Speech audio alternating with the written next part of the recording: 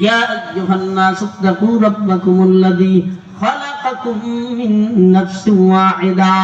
এবার আল্লাহ বলেন, এই তোমাদেরকে আমি আল্লাহ একটা নফসের মাধ্যমে দুনিয়ায় সৃষ্টি করেছি। একটু খেয়াল করো, নাম্বার 1 আদম সফিউল্লাহ, আমি আল্লাহ হাত দ্বারা বানাইলাম। ফেরেশতাদেরকে বললাম, ও ফেরেশতারা গলা পর্যন্ত বানাইবা। ফেরেশতারা গলা পর্যন্ত বানাইলেন। মালিক দিকে বললেন, সাবধান, এরপরে বানাইবা না। আমি আল্লাহ আমার কুদরতি হাত দ্বারা বানাবো। চিল্লা সুবহানাল্লাহ। জানেরা এত সুন্দর করে তোমার কে বানাইছে?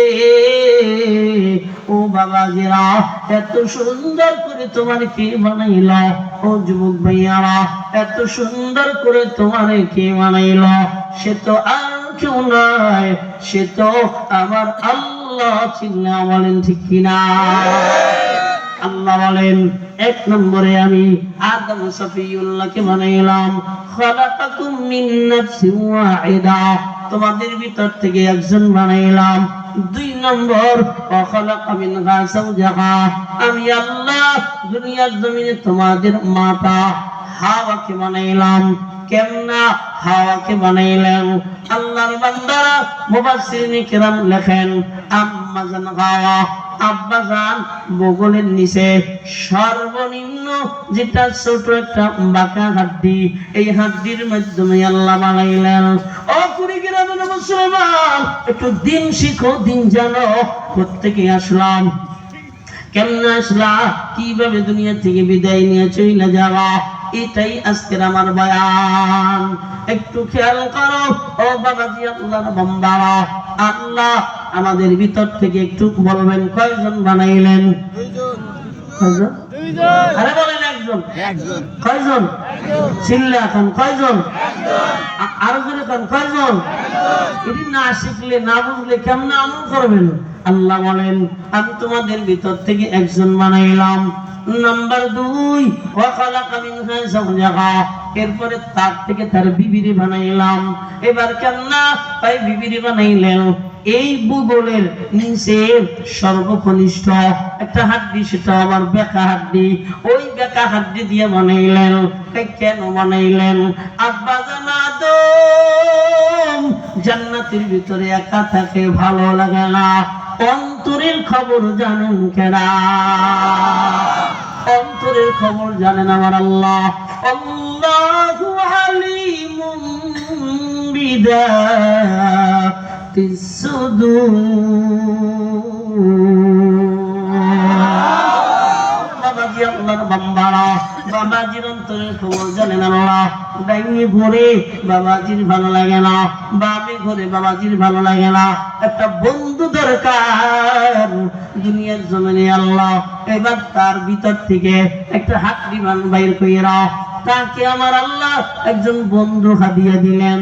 এবার যখন বন্ধু হাদিয়া দিলেন, ও বাবাজি, আল্লাহর বান্দারা, আনন্দ চিত্তে আমার বাবা খুব খুশি। তার দ্বারা আমরা বুঝতে পারলাম আমার আল্লাহ 1 নম্বরে আদমকে বানাইলেন। এই দুনিয়ায় মা সারা বানাইলেন, বাবা সারা বানাইলেন। আল্লাহ পারে কি পারে না? চিল্লা এখন পারে না? যারা মনে করো আমগো ভোটার বেশি, আমগো কর্মী বেশি, আমগো এত কিছু বেশি, এত লাফাইও না। সব কিছু করার মালিক কেডা? ও দুনিয়ার বান্দারা, একটু খেয়াল করো না, আমার আল্লাহ আব্বা লাগলেন না বানাইতে, কত বড় ক্ষমতাওয়ালা। আমার আল্লাহ মা লাগলেন না বানাইতে, কত বড় ক্ষমতাওয়ালা। আমার আল্লাহ বলেন, আমি যাকে যেভাবে ইচ্ছা ওভাবে বানাইতে পারি রে গোলাম। শোনো না, দুনিয়ার জমিনে আমার আল্লাহ আব্বা আর মা সারা আদমকে বানাইলেন। এবার বাবা সারা কি বলে হযরতে ঈসাকে বানাইলেন কেডা? বাবা সারা ঈসাকে বানাইলেন আমার আল্লাহ। অনেকেই মনে করে বাবা সারা দুনিয়ার জমিনে সন্তান হয় না। আল্লাহ বলে না, আমি আল্লাহ যাকে ইচ্ছা যেভাবে সন্তান দান করি। দুনিয়ার দেখা দেখো, আমি আল্লাহ যাকে ইচ্ছা মেয়ে দান করি, আমি আল্লাহ যাকে ইচ্ছা ছেলে দান করি। একটু কথা বলেন ঠিক কিনা? বলি বাচ্চা হইলে স্বামীদের মেজাজ গরম হয়ে যায়, শাশুড়িকে মেজাজ গরম হয়ে যায়, করে তালাক দি। কথা বলেন না জোরে বলেন, আছে না এমন কপাল ভরা? হ্যাঁ, সংসারের বাতি নাও, এটার তালাক দিয়ে, এটা দিমুখা, এটার মুখ বানানো, এটা একবার কাল মুখা। কথা বলেন না কেন? কি বলে এটা কাল মুখা। পোলার মায় কয় কাল মুহা, পোলার মায়ের জিজ্ঞান দরকার তোর পোলা কি মুখা। কথা বলে না ঠিক কি না? হ্যাঁ, দুনিয়ায় মাইয়া পাইলে বেজার হয়ে যাও। নবীজি জানা দেয় একটা মাইয়া পাইলে আল্লাহ একটা জান্নাতের মালিক বানা দেয়। নবীজি বলেন দুইটা মাইয়া পাইলে আল্লাহ দুইটা জান্নাতের মালিক বানা দেয়। তিনটা যখন হয়ে যায় আমার আল্লাহ তারে তিনটা জান্নাতের মালিক বানা দেয়। বলেন সুবহানাল্লাহ। এই যুবকেরা, মাইয়া পাইয়ে বেজার হয় না, মাইয়া গো মতন সম্পদ দুনিয়ায় নাই। মাইয়াই হলো এই দুনিয়ার জমিনে মানুষ বানানোর কারখানা। চিল্লা কর সুবহানাল্লাহ। কি বানানোর কারখানা? আরে আমরা তো আজকে একটা দুইটা মাইয়া হইলি, পোলা হইলি আর থাক, একটা হলেই ভালো হয়, দুইটার বেশি নয়। অথচ নবীজি বলেন এই কিয়ামতের ময়দানে আমি মুহাম্মদুর রাসূলুল্লাহ সর্বোচ্চ উম্মত কিয়ামতের ময়দানে প্রদর্শন কইরা জান্নাতের মালিক হয়ে যাবো। কত গৌরব! চিল্লাখান ঠিক কি না? কত গৌরব! আমার শ্বশুর মশাই 9টা ভাইয়া, 9টা। ঠিক আছে, হ্যাঁ, সর্বোচ্চ যেটা সেটাই না আমার বিবি। আমি মাঝে মধ্যে কই হারে বেচারা এত মাইয়া দুনিয়ার জমিনে পালছে, একটু কষ্ট বোধ করে নাই। এখনো আমার শ্বশুর বুড়া হয়ে গেছে, বয়স 84-85 বছর। আমার বাসায় গেলে বড় আপেলের ফুলটা লইয়া যায়, মালটার ফুলটা লইয়া যায়। আমি তাকায়া থাকি যে বেচারার হাত ডাকি। আরে মেয়ে পাইয়া এত খুশি, পোলা ভাই এত খুশি না। 2টা ছেলে আছে আমার, ছেলেদের এত খুশি না যেটা হে মেয়েদের প্রতি খুশি। তার মানে হলো মদিনাওয়ালার যারা পাগল থাকে এরা মেয়ে পাইয়া বেজার হয়ে যায় না। একটু চিল্লা এখন ঠিক কিনা? একটু খেয়াল করবেন, আমার আল্লাহ দুনিয়ার জমিনে বাবা বলা আর আসতে কয় যদি লস হয়ে যায়। وقالت النصارى المسيح ابن الله وقالت اليهود عزير ابن الله। এই দুইজন রে আল্লাহর পুত্র বানাইছে।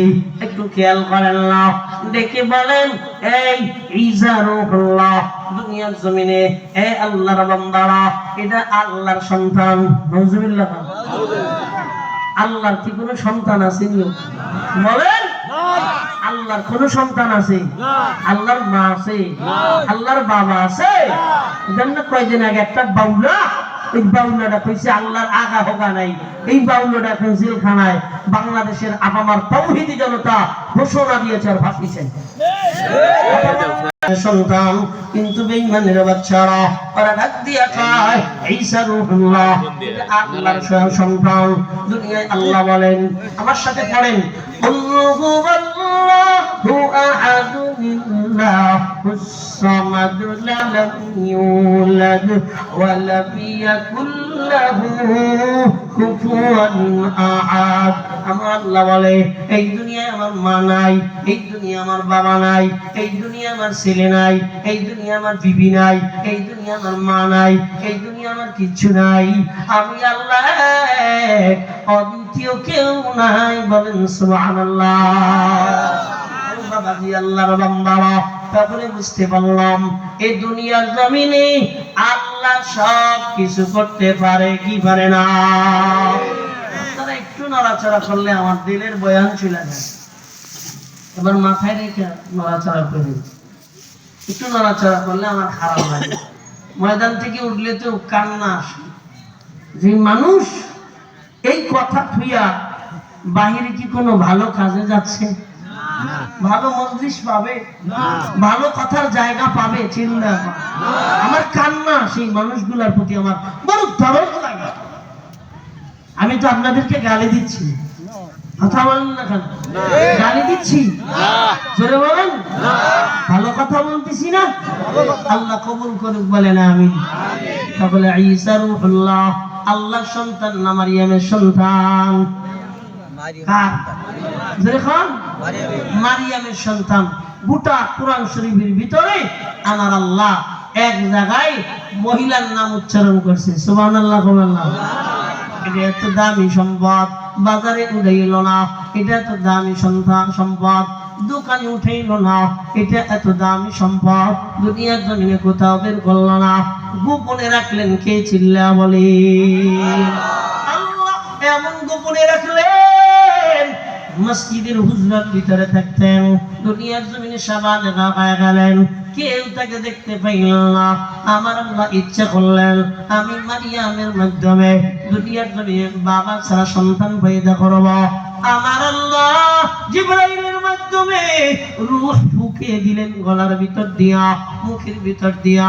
আমার মালিক আমার আল্লাহ যখন দুনিয়ায় ঈসাকে পাঠাইলেন, বেঈমানের বাচ্চাদের মেজাজ গরম হয়ে গেল। বাবা ছাড়া দুনিয়ায় সন্তান হয় না। আল্লাহ ডেকে কয়, বাবা ছাড়া সন্তান দেই আমি আল্লাহ, মা ছাড়াও সন্তান দেই আমি আল্লাহ।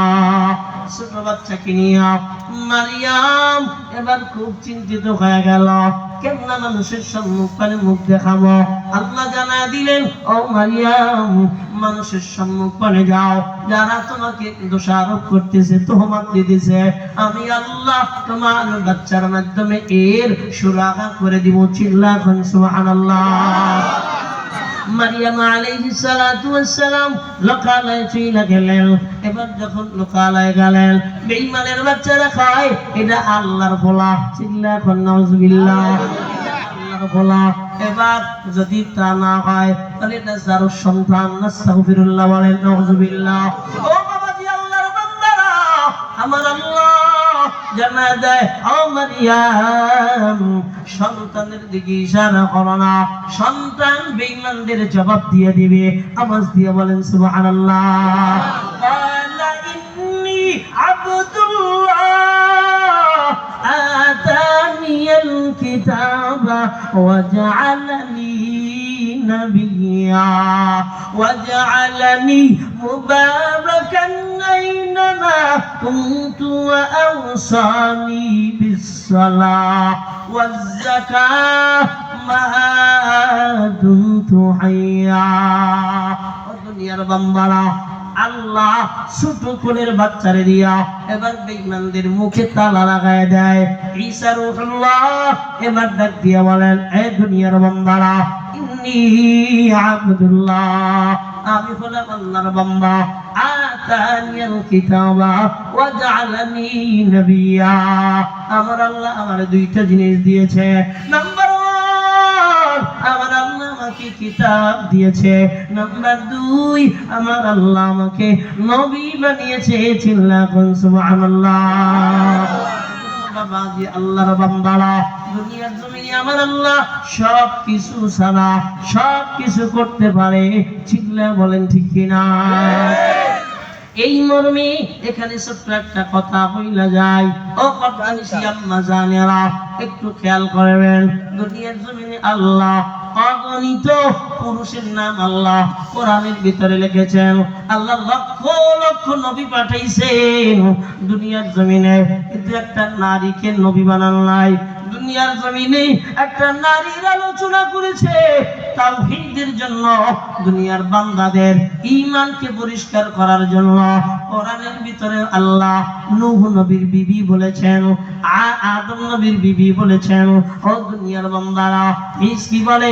দুনিয়ার জমিনে লূত নবীর বিবি বলেছেন, কিন্তু অমুক নাম বইলা বইলা বলে নাই। না, একটা দামি গুপ্তধন সব জায়গায় বলা যায় না, বলেন ঠিক কিনা? সব জায়গায় বলা যায় না, সব জায়গায় বলা যায় না। কয় এটা বড় দামি, আমার কাছে এত স্বর্ণ, এই স্বর্ণ যদি আমি মানুষকে জানা দেই, রাতের বেলা আমার বাড়ি চোর আসবে।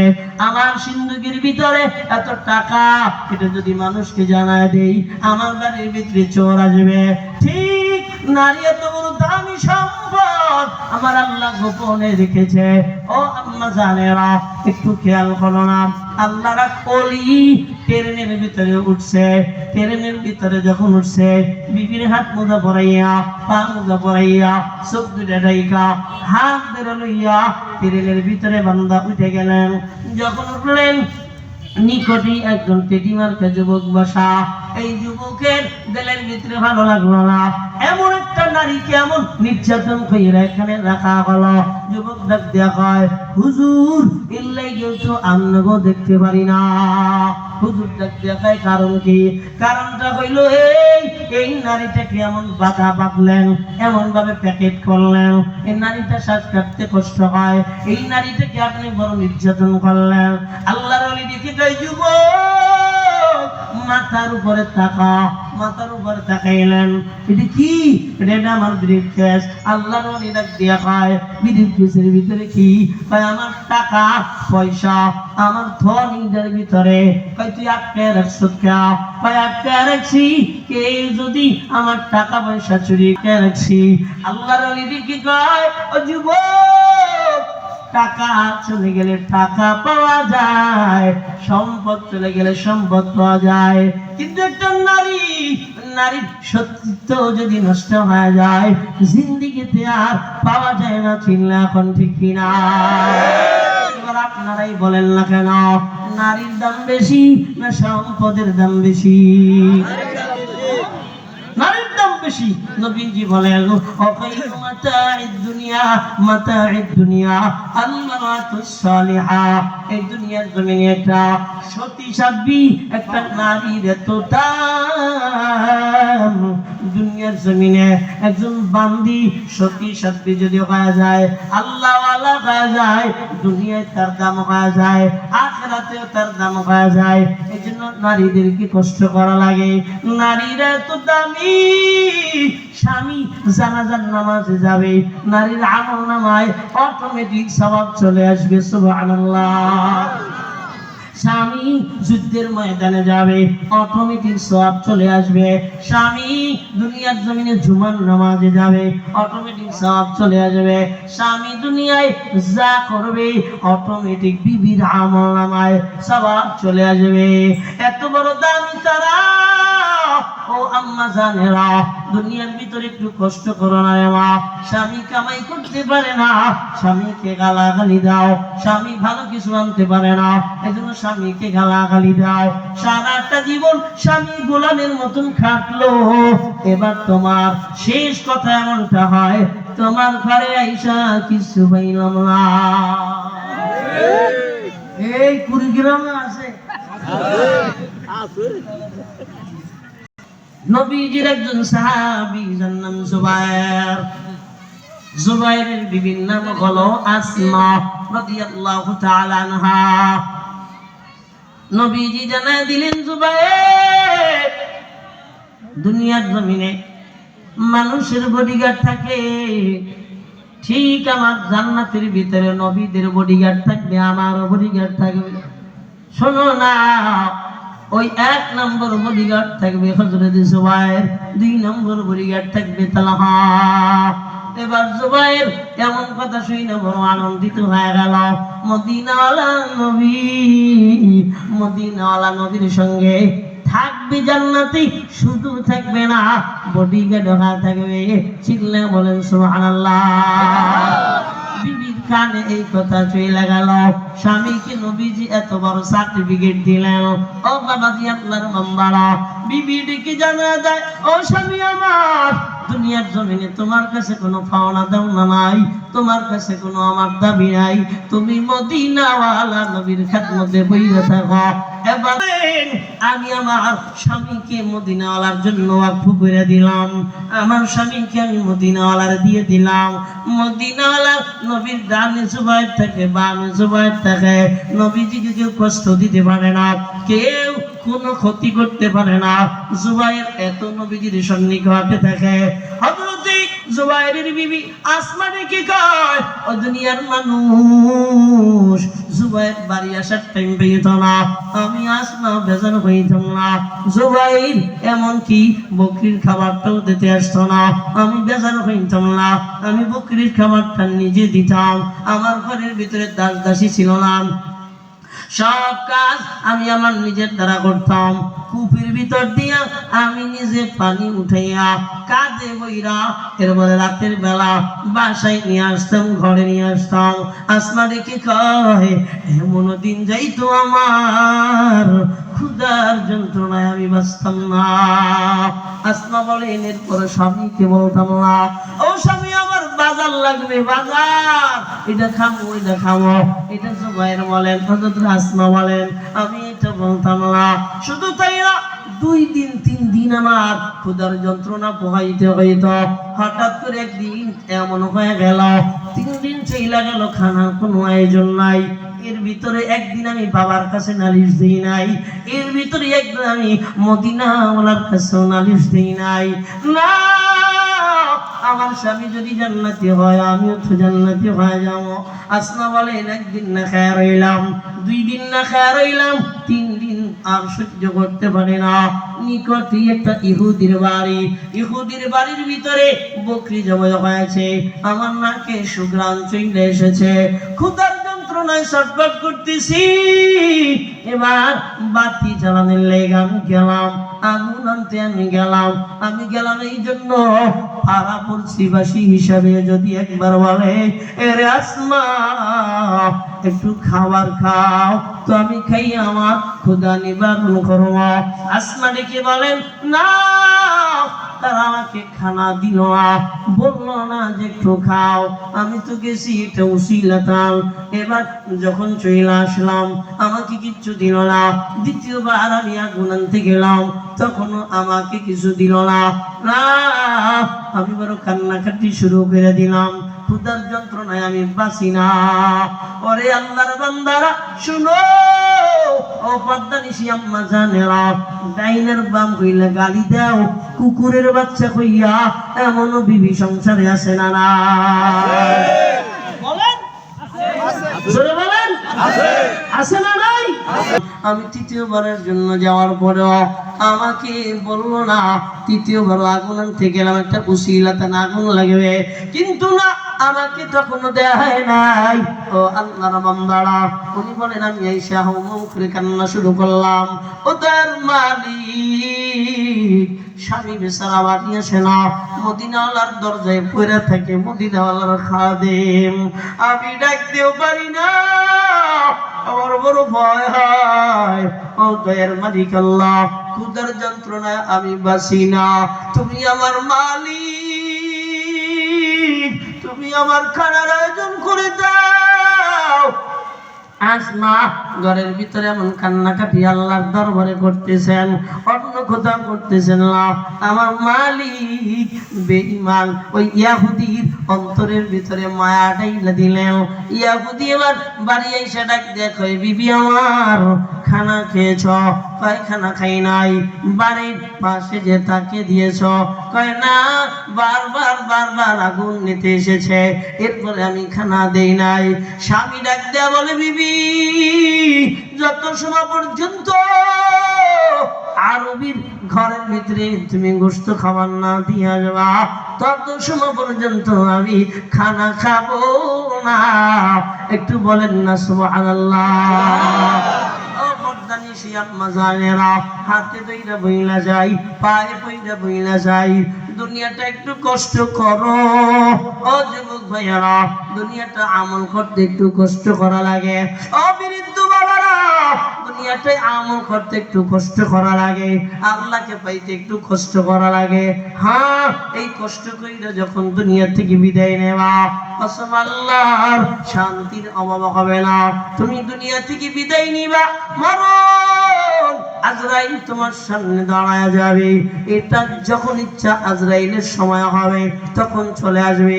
দুনিয়ায় কেউ ঠেকাইতে পারবে না, কেউ পালায়ন করতে পারবে না। ও কুড়িগ্রামের মুসলমান, তোমরাও মরবা, আমিও মইরা যাব, আমার বাবা মরবে, আমার মাও মরবে, ছেলে মেয়েও মরবে, না সব বিদায় চইলা যাব। এই দুনিয়ার জমিনটা থাকার জমিন না, কুল্লু নাফসিন যায়িকাতুল মাউত।